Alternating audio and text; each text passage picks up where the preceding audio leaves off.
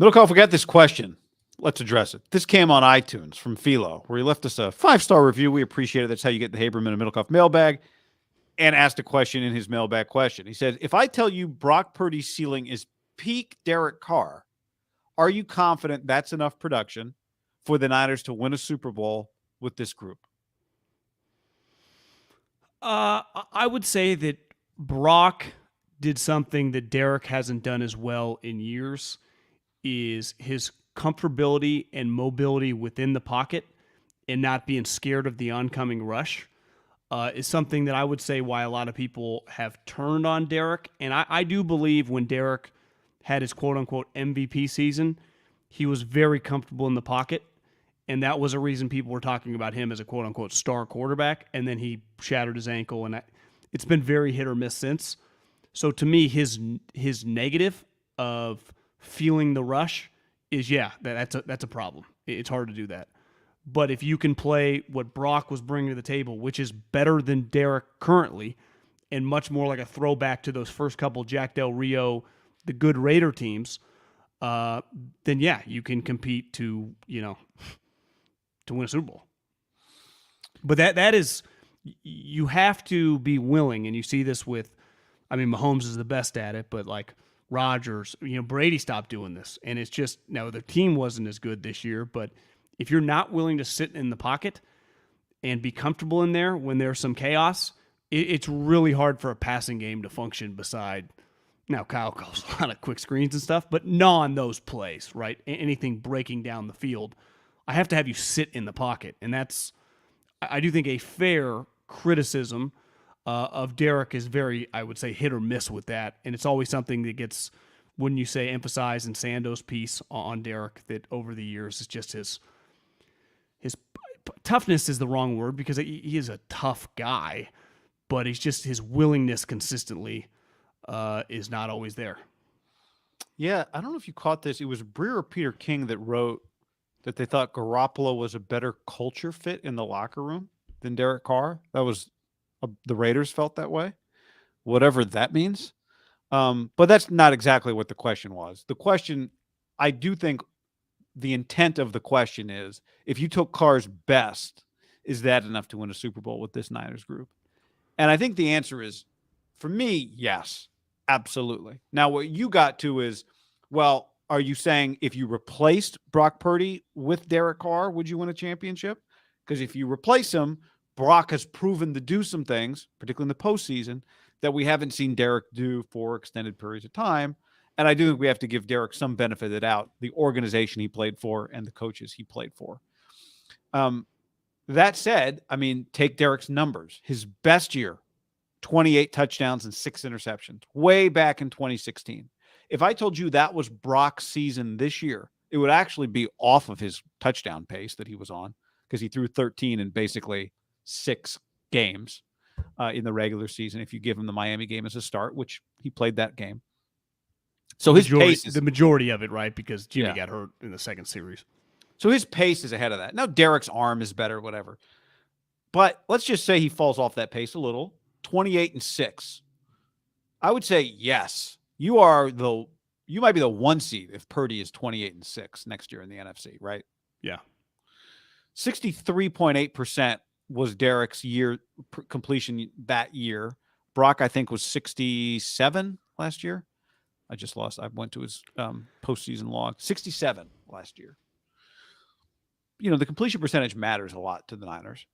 But again, if you said, okay, instead of 67, he's 65.5 or 66, 28 and 6.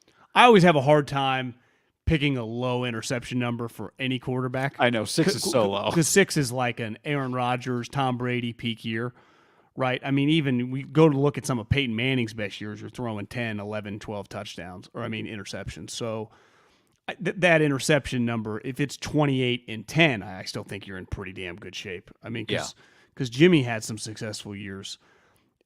I do think, though, I hear what you said about the culture fit.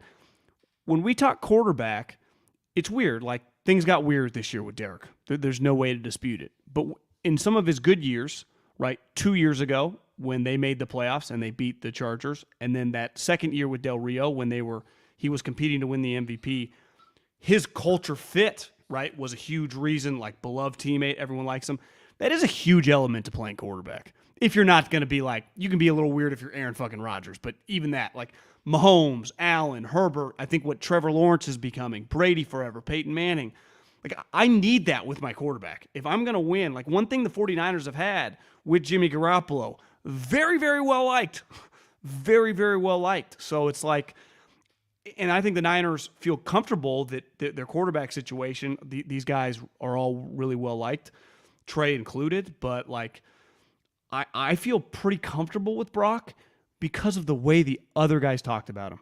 Nick Bosa, we got a quarterback. Fred Warner, this guy's going to shock people. I mean, these aren't, I mean, is it hyperbole to say that Fred's like on a Hall of Fame trajectory? I mean, this is obviously Nick. He's got a long way to go, but I'm just saying, like, you maintain this. You be an all-pro middle linebacker for 5-6 years. Like, you're in that conversation. Bosa's already won Defensive Player of the Year. I mean, this isn't just, like, good players like Jimmy Ward saying that, which would have validity to me, but this is some of the best players in the league. Trent Williams, George Kittle, they have your back. And aren't just saying it like, remember what's his name when Trent Green got hurt and Vermeil's like, Kurt Warner's our quarterback and we will win with Kurt Warner. Did he truly believe it at the time? Probably not. I do think that these guys aren't just throwing it out there, keeping their fingers crossed. Like they think this kid's pretty good. And they thought that before he even started playing. You know, you could get a lot of equity playing in the postseason. And when you're on a good team, you get chances to play in the postseason, right? Like you and I were talking off air about Mike Trout, who's played in 3 postseason games. So if Mike Trout's a big game player, we don't know yet because he hasn't played any big games. He's a great player, but he's like, you brought up Kyle Schwarber to me. I see Kyle Schwarber hit a bunch of big home runs, right? Because he's been in a bunch of big games. Harper. Bryce, who's I think hurt right now. Yeah, Tommy John. So, you know, it's funny. Do you have something else on that? Because I have another one to get to here. Yeah, I think most guys don't just like get to the mountaintop really quickly. Right? I mean, Russell Wilson made the playoffs his first year, second year he won the Super Bowl.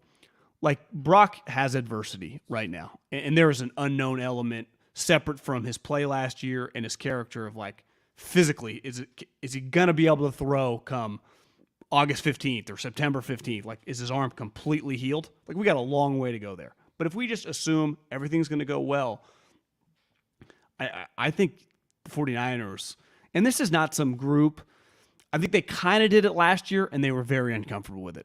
They went on the hope and the bold move they had made with Trey, and it made them all uncomfortable. You and I were at these practices.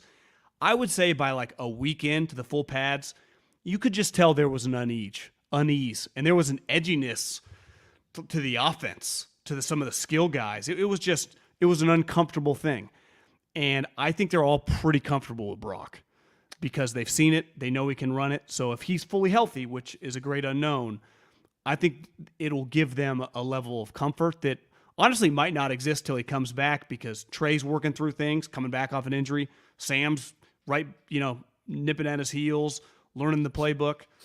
Sam just got the playbook last week, and Middlecoff has him nipping at his heels. No, you're not wrong. 55 career starts? No, I know. I'm giving you a hard time. You're not wrong. Let's bring another mailbag question. Normally they have to be on iTunes, but not all are. This one came on Instagram from Sean O. And Sean said, John, should I read this Jimmy Garoppolo quote as a shot at Trey Lance or not? So let's read this. This is from Pro Football Talk. This is what Jimmy said at his introductory press conference. I'm coming in with the mindset I need to earn everything. I don't want to be given any, you're the franchise guy or whatever. I want to come in and earn it. I think it will come through hard work, working with teammates, being in the facility. All those little things will play a role. But yeah, I don't want to be given anything. I want to earn it just because I'm the quarterback. I'm not the leader because of that.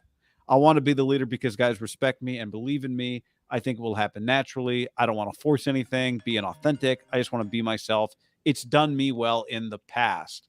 So Sean O asks, is he referring to Trey Lance kind of secretly here?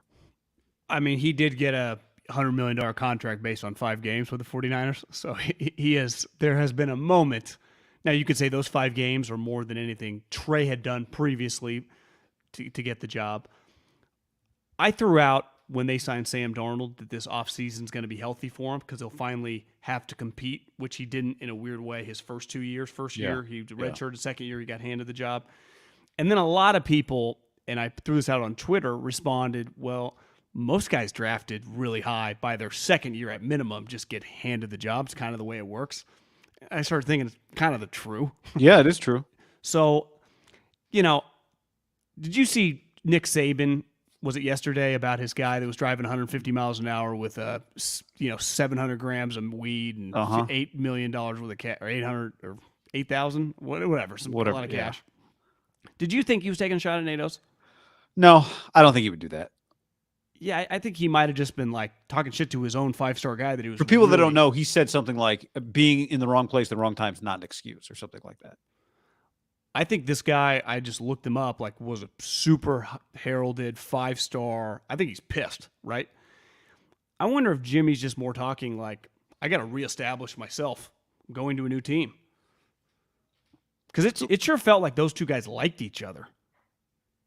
Right? I think Jimmy understood it. To me, it's not so much Jimmy taking a shot. Jimmy did just live that experience, though. And the reality of the situation is what you described. Trey Lance was given the job. So Jimmy's just describing things, and I think you just kind of nailed it, that happened across NFL camps throughout the history of the league and will continue to happen in the future of the league. That's not the position he was ever in, right? Although he kind of was in that position when they traded for him, but he was not. He was Tom Brady's third string. So, the one thing I would say is that by the time the Niners traded their second round pick for him, he had earned his status around the league of kept improving. His preseason tape was really good until he got hurt in that second game when Brady got suspended. It was clear this guy's a starting quarterback now in the NFL. He had kind of earned that right.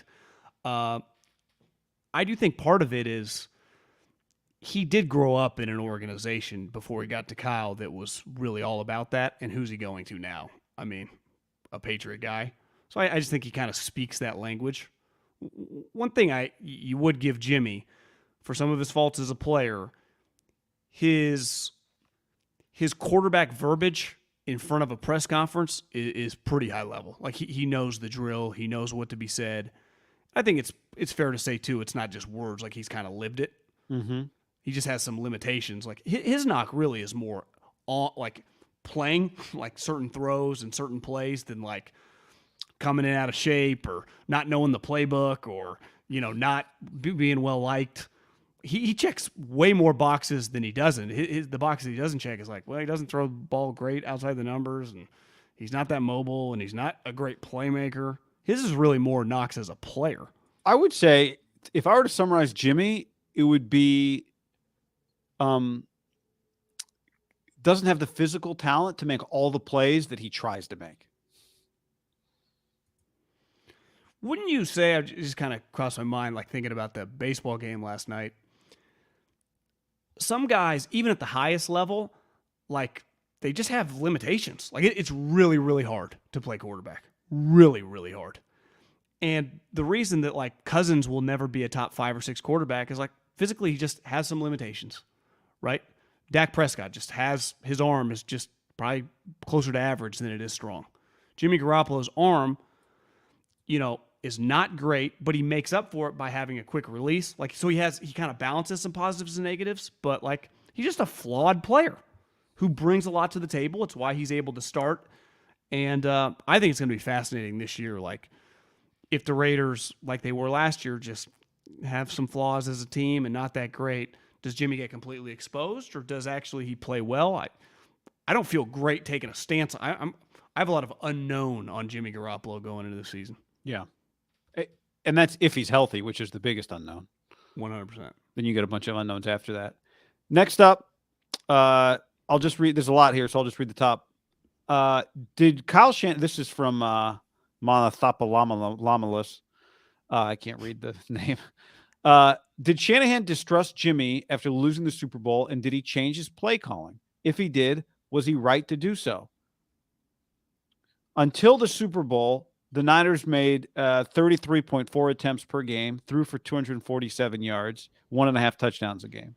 Those numbers all went down after the Super Bowl, from 247.5 to 231, from 33 attempts to 28, and from 1.5 touchdowns to 1.3. So did the Super Bowl cause Kyle to distrust Jimmy?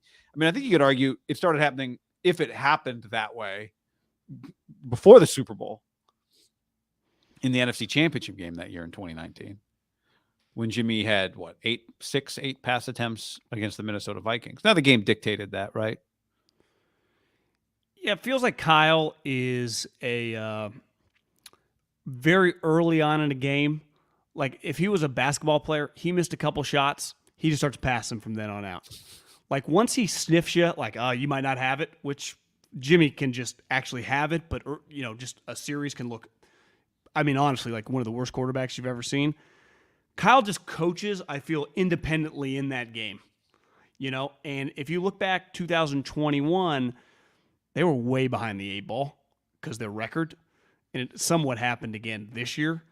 It's not like they get out to these 4-0 starts where he has like breathing room. He hasn't really had breathing room till this season. And even then, once they started kind of rolling, Jimmy's foot breaks and he's got to go to his third string quarterback. So he's had one of the most bizarre 4-year stretches for a guy that's won, 6 playoff games you'll ever see in your entire life. Because it has not been like this year for the Chiefs. They're just the number 1 seed. Won the AFC West, it felt like in like a Halloween. It honestly doesn't feel like the 49ers, probably closer next year to having that again just because their division isn't as good as it has been in years past. But and in 19, they played the kind of season that usually plays out that way. It's just Seattle was good too. Yeah, I mean, they had to win the last game to win the division. Yeah. I'm just saying, though, they put, like, if you play the Niners the way they played that season 10 times, like, you run away with your division. Yeah. 7.5 of them. Agreed. You know. But that's what made it so eye-opening. Conservative coach. Well, that's what made it so eye-opening when he came out in the rain against the Cowboys and just, Brock, chuck it. I'm like, oh, well, that looked bad. He's not going to do it again. And then Brock, chuck it. Like, who is this Kyle Shanahan? Who is this guy? Brock brought some looseness to it, too. Okay. I get maybe just kind of like this house money feel. All right, John. And finally from Apple iTunes. Do they call it iTunes anymore? Apple Podcast Reviews. This is a long one, so buckle in. It sounds very critical, but it's a fun review here from Pagan or Pagan. I don't know. If Trey Lance falls in a forest, would anyone hear him? Despite John Lynch talking far more about Lance than Purdy at his combine press conference, Ham's disdain for Lance has now reached the level that he is barely mentioned. Perhaps they think if they ignore him, he will go away. Would love to hear MIDDLEKAUFF's thoughts on Josh Allen after his first and second seasons, but I can't be arsed. That said, it's important to listen to people who have opposite views of your own. This is a consistently interesting and enjoyable pod. 2 notes. 1, please learn the definition of unique. Every time you guys say unique, it's unique, quite unique, very unique, somewhat unique. A little bit of humanity does. Is that me? Do I say the word unique a lot, do you think, or is that you? Might be me. Number 2, the word guy keeps stumbling on to find regarding the Favre-Rodgers drama is schism. The Urban Dictionary definition of chism, which Guy incorrectly used, is not suitable for this website. Keep up the banter. This guy's doing some serious notes at the Urban Dictionary definition of what I was saying, and it's a bodily fluid. So, which results from excitement, arousal. I want to go chism. Schism is the word we're looking for. Schism, not chism. Is the correct word. Yeah. That was some notes, some good notes there. So there you go. We don't. Again, I feel very, very confident about this Lance thing. I don't have a horse in this race. It does not matter to me. The only thing that matters to me is that this team is in the playoffs and playing in meaningful games. That's the only thing I care about. So if Trey Lance is that guy, I'm all for it. I just don't feel confident that that's the case. Why? Because last year when he was given his opportunity, the players on the team who aren't going to publicly do it, so they were anonymously doing it, were not feeling good about it. And then when he got hurt and Jimmy came in, it was like they fucking, had the greatest birthday party of all their lives, and they just partied on the field all game long. And then when Purdy got the shot, they partied again. And they never mentioned Trey. Like, they never do. And this is a lot of guys. I would say this about the crew, beside like Trent, who you're not going to say anything. A lot of takes, a lot of opinions. Kittle, I watched some of Kittle with Theo Vaughn. A lot of takes from Kittle. Debo gave more takes than is humanly possible on his Super Bowl run for Media Row. Debo should do a weekly Russo hit, I think. Him and Mad Dog. Fred will just talk. And Jimmy Ward has takes. They just do not talk about the way that those players were talked about. The other thing with the Bills is Josh played full-time through 2 years, and it was up and down. But their team was also, remember, much shittier. It took them a while to build up. They made the playoffs, I think, his first year, but it was because, remember, it was like Andy Dalton beat the Ravens, and the Bills donated all that money to his charity. That was either first or second year. Like, the Bills got very lucky. And like Kyle Williams, who's the lone defensive tackle who's like a plus handicap in golf, was crying in his locker. It was a cool moment. Yeah. But that was not like some 49er team. If like I like the pick, I don't feel good about it. Just like the team didn't feel good about it. If the guy's healthy, the 7th round Mr. Irrelevant is their starting quarterback. So I don't know what to tell you. There's no emotion involved here. Like if I now, I guess I'm not emotionally, I don't feel great about like his future, but I'm prepared to be wrong. I'd be fine. I'd be cool with it. I'd probably bet against it. Yeah. Will they be calling Big Ben at any point this season? That's the real question. Another guy with a podcast. Ben's got a podcast now? I think that's where, no, I think where he said it on like K-Jazz or something. Yeah, K-Jazz, like Mark Murphy, the bone. It was. It is. You're right. It's Mark Mad Dog or must be a Pittsburgh station, right? Is it Murphy? No. It was. It wasn't on his podcast. Ben's been going on Pittsburgh radio for a long time. At first, I thought it was crazy when I saw the headline, and then I thought the quotes I saw, he didn't specify whether it was like when Trey went down or when Jimmy went down. If you factor it in when Jimmy went down, I'm sure they called a lot of people. Like, remember Rivers? Is it crazy to think like Josh Johnson was not their first choice? I'm sure they wanted a veteran quarterback. Hey, come in, see if you can learn the offense. Right. I would imagine they called 3 or 4 guys that were recently retired. The way Florio wrote it came right before they signed Josh Johnson. Yeah.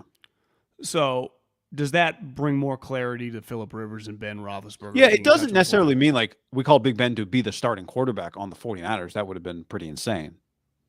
It just meant we need somebody. We don't know what's going to happen. We need a body in here. I would say even at the time, who's played NFL quarterback at a high level. And I know they had just beat the Dolphins with Purdy.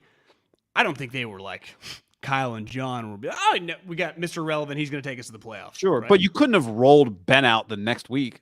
No. But they weren't as confident in what they became. Play. Yeah. No, it's true. But are you convinced that if Ben Roethlisberger comes into the Eagles game, it looks any better than Josh Johnson did? Because I'm not. No.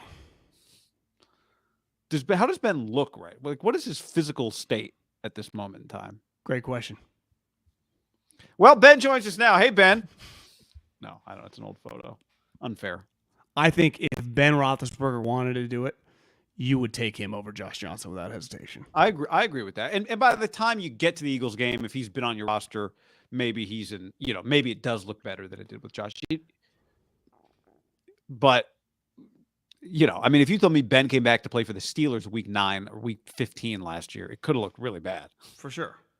So, probably Rivers, I think Rivers would have had a better chance. And Rivers, I would have gone Rivers over Big Ben, I think. What do you think? I think Philip's arm was better than Ben's at the end. Yeah, I mean, Rivers hadn't played in 2 years. Yeah. Ben just played last year. Yeah, tough guy. This is what you were down to. I think Philip more likely to be in shape is kind of what I was thinking, but. Yeah, neither guy at this point can. I mean, obviously, Philip never could. Ben can't either, right? He wasn't a mobile guy. I mean, you get to December and you start calling these guys, it shows you're kind of shit out of luck. It does. It really does.